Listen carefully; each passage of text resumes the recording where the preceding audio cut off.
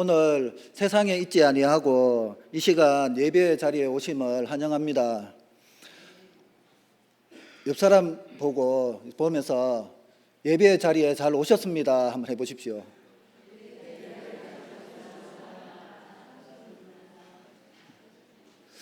제가 왜 이렇게 말씀을 드렸냐 하면 오늘 중고등부 예배를 드리는데 그 대표 기도하는 친구가 이런 기도를 하더라고요. 하나님, 세상에 있지 아니하고 이 시간 이 자리에 있음에 감사하다고 이렇게 고백을 하며 기도를 하더라고요. 제가 그 기도를 듣는데 울컥했습니다.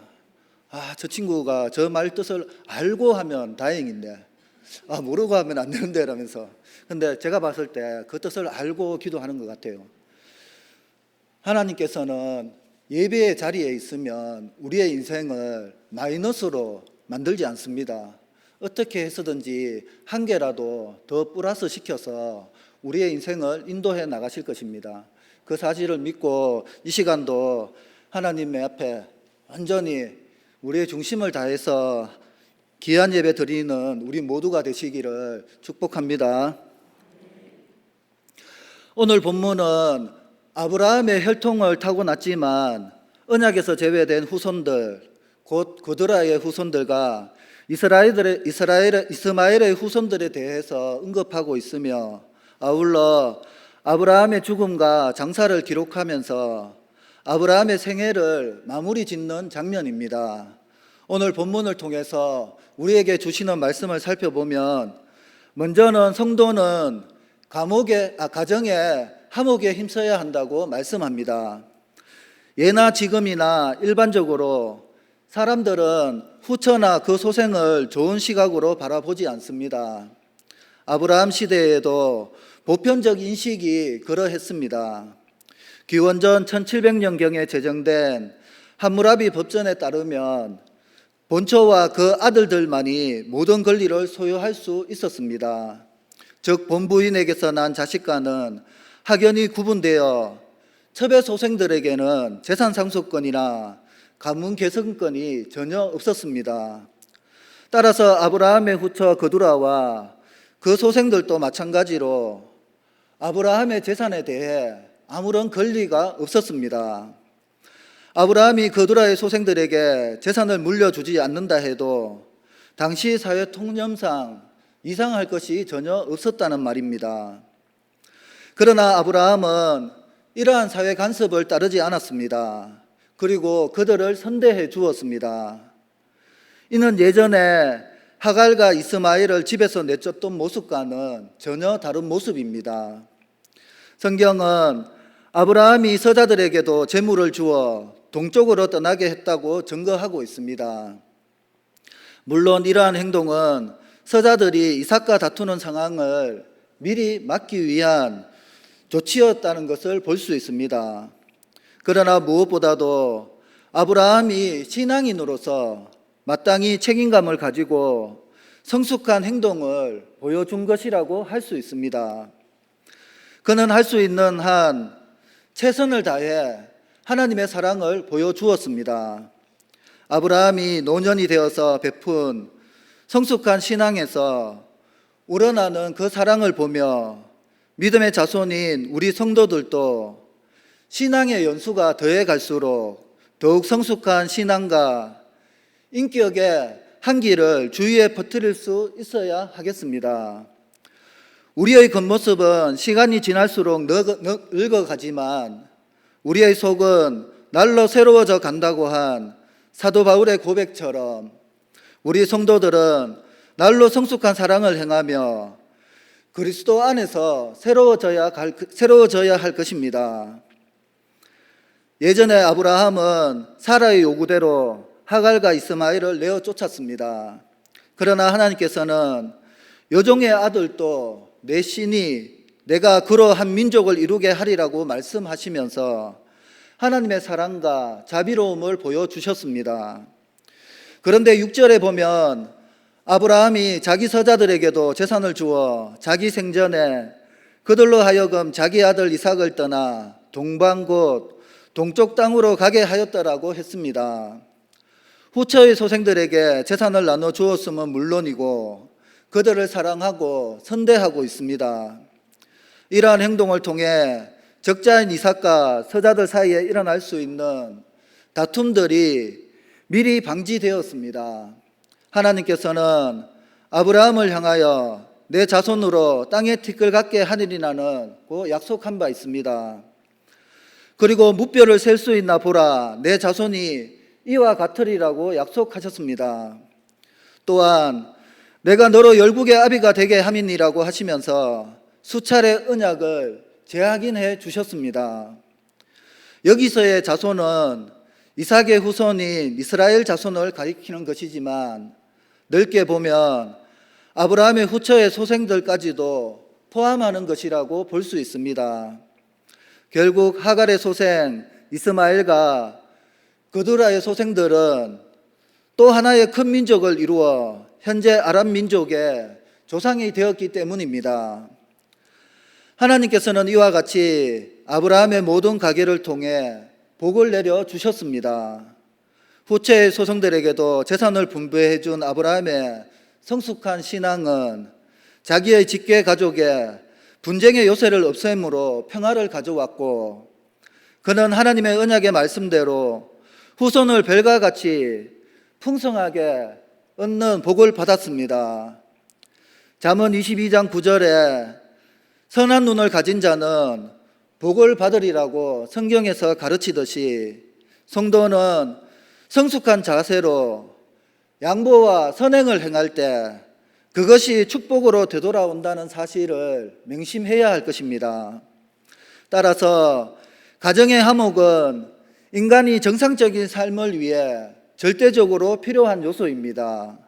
그러므로 부모된 우리 성도들은 아브라함과 같이 매 순간 가정의 화목을 실현하고 유지하기를 힘쓰는 우리 모두가 되시기를 축원을 드립니다.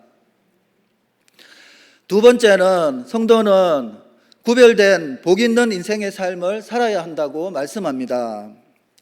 아브라함은 75세에 하나님의 부르심을 받아 친척과 고향과 아버지의 집을 떠나 가나안으로 왔습니다. 그리고 175세에 죽었습니다. 그러므로 그가 하나님의 부르심을 받아 믿음으로 살아온 세월은 100년간이었음을 알 수 있습니다. 여러분, 100년이라고 합니다. 우리는 50년, 60년을 살아도 그 인생이 너무 험악하고 힘들다고 말하고 있습니다. 그러나 아브라함은 하나님 안에서 많은 우여곡절이 있었지만 그 100년을 믿음의 세월로 보내었습니다.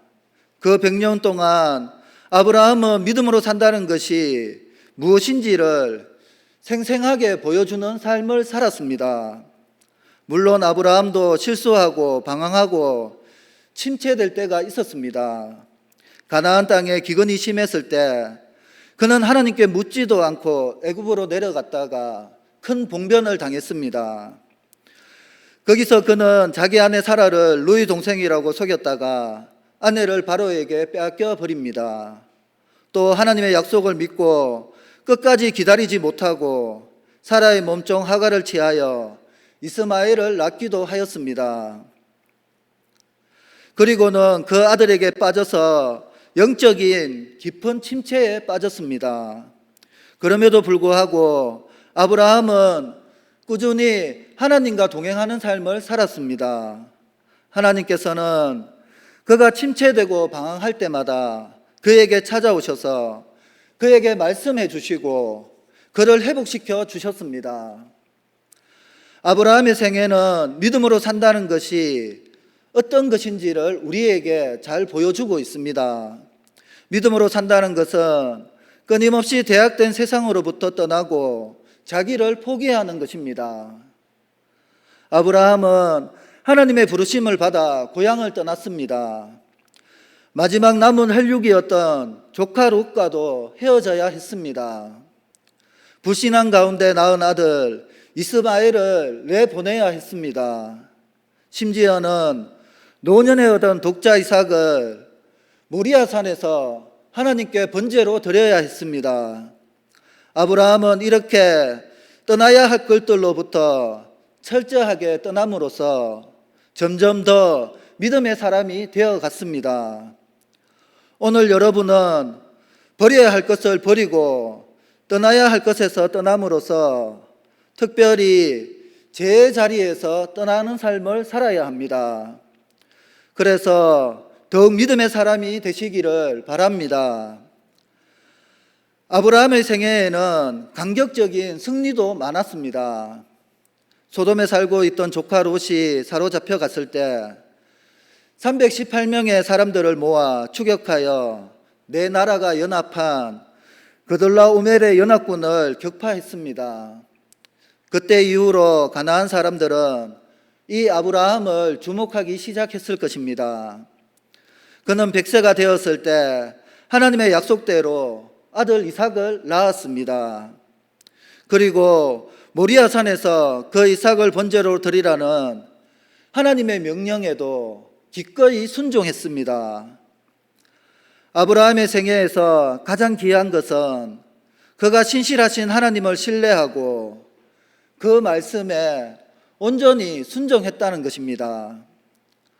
아브라함은 하나님께서 말씀하시면 즉시 순종하는 믿음을 보여왔습니다. 그렇게 한 결과는 언제나 승리뿐이었습니다. 그리고 이렇게 살아가는 동안에 아브라함은 믿음의 조상이 되었습니다.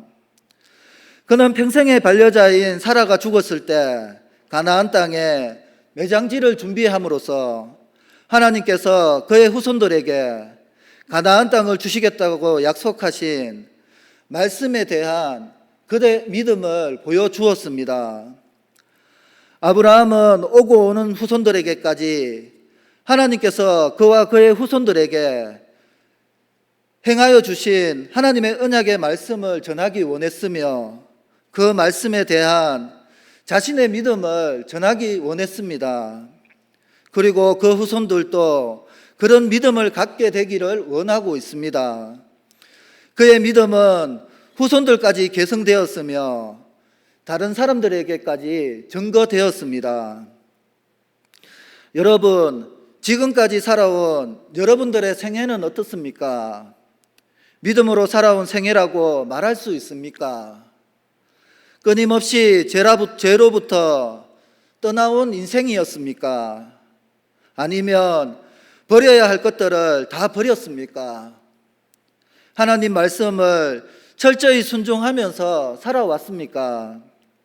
믿음으로 하나님을 의지하여 얻은 놀라운 승리의 경험들이 있습니까? 지나온 생애를 돌아볼 때 하나님께서 함께 하시며 인도하셔서 베풀어 주신 일들에 대한 감격적인 상황 경험들이 쌓여 있습니까? 남은 우리의 생애는 아브라함처럼 믿음으로 승리하는 생애가 되시기를 바랍니다. 사도 바울처럼 디모데후서 4장 7절 8절에 나는 선한 싸움을 싸우고 나의 달려갈 길을 마치고 믿음을 지켰으니 이제 후로는 나를 위하여 의의 면류관이 예비되었으므로 주 곧 의로우신 재판장이 그날에 내게 주실 것이며 내게만 아니라 주의 나타나심을 사모하는 모든 자에게도니라고 고백하고 있습니다. 여러분들도 사도 바울의 이 고백이 나의 고백이 되는 삶이 되시기를 바랍니다. 이제 아브라함은 하나님의 부르심을 받아 믿음으로 살아온 생애를 마치게 되었습니다. 생애를 마칠 때 그의 나이는 175세였습니다. 본문은 그가 장수했다고 기록하고 있습니다. 7절에서 8절에 보면 아브라함의 학년이 175세라 그의 나이가 높고 늙어서 기운이 다하여 죽어 자기 열조에게로 돌아갔다고 하였습니다. 오늘 우리가 보기에 175세를 살았다면 정말 장수한 것입니다. 그러나 그의 아버지 데라를 보면 데라는 205년을 살았으며 그의 아들 이삭도 180세까지 살았습니다. 그렇다면 당시의 수명으로 볼 때 아브라함은 특별히 장수했다고 할 수는 없을 것입니다. 그런데 본문은 왜 그가 장수했다고 기록하고 있습니까? 여기서 말하는 장수는 단순히 오래 살았다라는 뜻이 아닙니다. 하나님의 은혜와 축복이 충만한 삶을 살았다는 뜻입니다. 오늘 우리에게 중요한 것은 단순히 얼마나 오래 살았느냐 하는 것이 아닙니다. 아무리 오래 살았다 하더라도 영광스럽고 풍성한 은혜와 축복의 체험이 없다면 그러한 생애는 복된 생애라고 할 수 없을 것입니다. 아무리 오래 살았다 해도 불신앙과 고생과 실패와 갈등으로만 점철된 삶을 살아왔다면 그것은 결코 축복이라고 할 수 없을 것입니다. 이런 의미에서 아브라함은 정말로 장수한 사람이었습니다. 여러분은 날마다 하나님의 풍성한 은혜를 체험하면서 살고 있습니까? 아브라함은 임종시에 진정한 만족과 기쁨 가운데서 평안히 죽었습니다. 믿음으로 살아온 병년 동안 하나님께서 그와 동행하시면서 사랑해 주시고 복을 주셨기 때문입니다. 처음에는 보잘것없었던 그의 믿음이 이제는 장성한 분량에 도달했습니다. 그는 평생을 나그네와 이방인으로서 살았는데 이제 눈앞에 영원하고 영광스럽고 아름다운 하늘나라의 본향이 열렸습니다. 얼마나 복된 인생이며 영광스러운 모습입니까? 여러분도 이렇게 복된 인생을 살아간 후 이렇게 영광스러운 모습을 맞이하게 되길 바라며 믿음의 선한 싸움을 다 마치고 이 세상을 떠나갈 때 후회가 없고 기쁨과 영광이 충만한 인생을, 구별된 복 있는 인생을 살아왔음을 하나님 앞에 고백하는 우리 모두가 되시기를 축원을 드립니다. 마지막으로 성도는 믿음을 계승해야 한다고 말씀하고 있습니다. 아브라함의 생애와 죽음은 이렇게 복되고 영광스러운 것이었습니다. 그러나 아브라함도 모든 것을 다 이루지는 못했습니다. 하나님께서 그에게 주신 약속들은 그의 생애 중에 다 이루어지지 못했습니다. 하나님께서는 그의 후손이 큰 민족을 이루게 하실 것이며 그의 후손들에게 가나안 땅을 주시겠다고 말씀하셨습니다.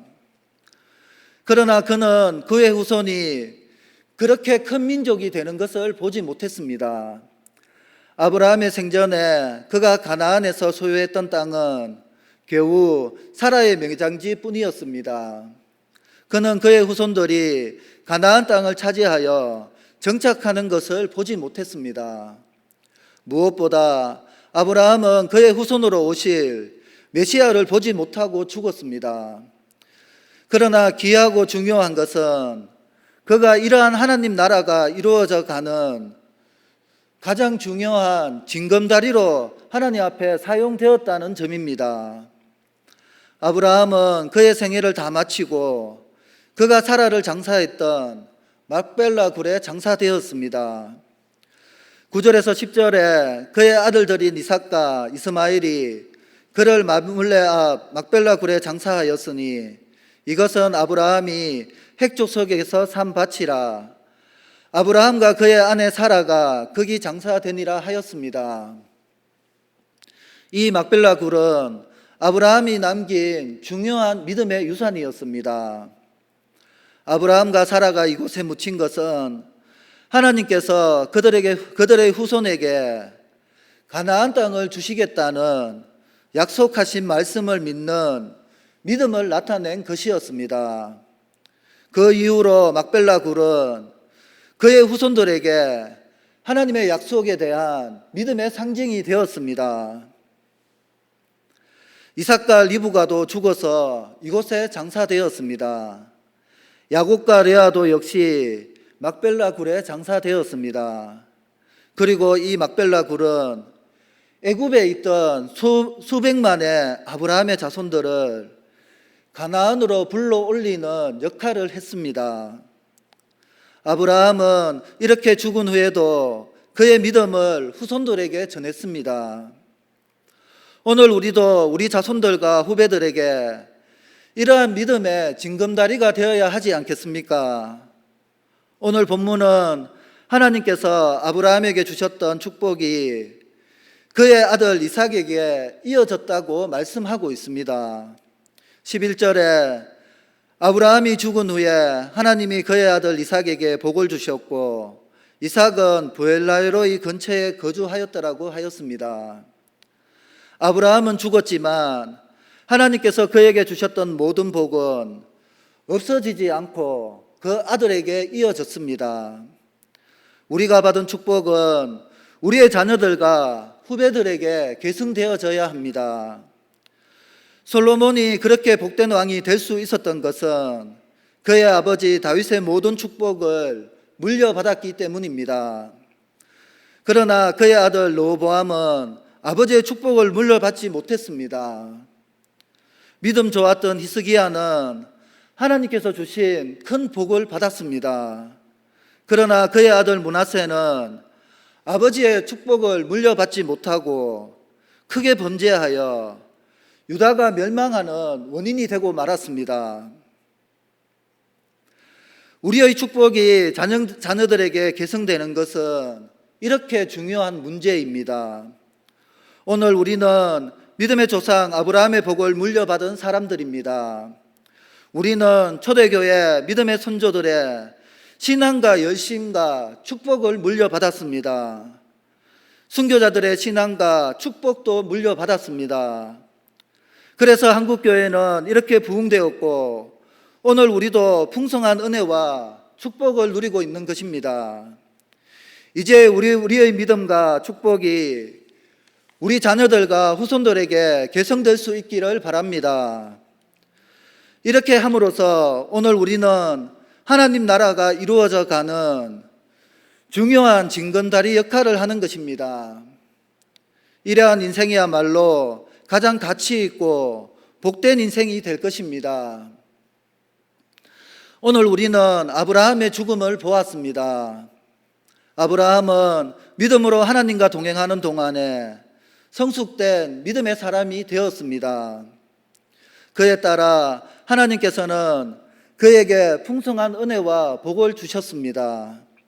인간이 기대할 수 없는 승리와 기적이 그의 삶에 주어졌습니다.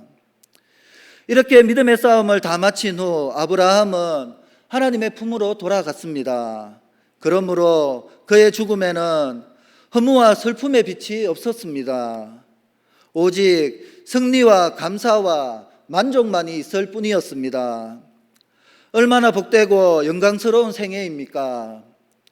오늘 여러분의 생애도 이러한 생애가 되기를 바랍니다. 오직 믿음으로 하나님과 동행하기를 힘쓰며 하나님의 말씀을 굳게 붙잡고 철저하게 순종하도록 하십시오. 세상 제약으로부터 떠나시기 바랍니다. 그러면 하나님께서 여러분의 인생도 이렇게 영광스럽고 복되게 해 주실 것입니다. 하나님께서 여러분의 생애를 이렇게 축복해 주시기를 주 예수 그리스도의 이름으로 축원을 드립니다. 기도하겠습니다. 하나님 아버지 은혜를 감사드립니다. 오늘 말씀처럼 하나님의 사랑으로 가정을 화목케 하는데 최선을 다하게 도와주시옵고 우리의 믿음의 인생이 구별된 복 있는 인생이 되게 하옵시며 우리의 믿음을 우리의 후손들에게 전해질 수 있도록 인도하여 주시옵소서. 감사드리며 예수님의 이름으로 기도드리옵나이다. 아멘.